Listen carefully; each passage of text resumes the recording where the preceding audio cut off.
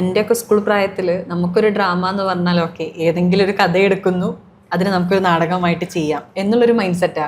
പക്ഷെ ഇപ്പോഴത്തെ ചേട്ടൻ പറഞ്ഞ പോലെ ഇപ്പം ഞാൻ ഒരുപക്ഷെ കണ്ണിന്ന് പോലും വെള്ളം വന്നു പോകും.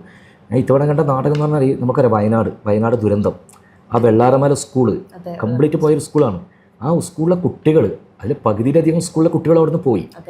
പക്ഷേ ഉള്ള കുട്ടികളെ വെച്ചിട്ട് അവിടുത്തെ പ്രധാന അധ്യാപകൻ ഒരു സംവിധായകനെ കൊണ്ടുവന്ന് നാടകം ചെയ്യിച്ചിട്ട് ഈ വെള്ളപ്പൊക്കത്തിൽ എന്ന് പറയുന്ന നാടകം അവിടെ അവതരിപ്പിച്ചു.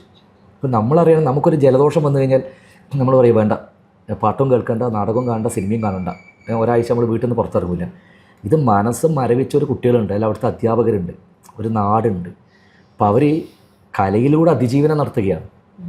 അപ്പോൾ അതിൽ പ്രധാന വേഷം ചെയ്തൊരു കുട്ടിയുണ്ട്, പട്ടിയായിട്ട് അഭിനയിച്ച ഒരു കുട്ടി. നാടകം കഴിഞ്ഞിട്ട് ഞാൻ ആ കുട്ടീനെ കെട്ടിപ്പിടിക്കുമ്പോൾ തന്നെ കുട്ടിയുടെ ശരീരമൊക്കെ ഇങ്ങനെ ഒരു പതുപതുത്ത് പോലെയാണ്.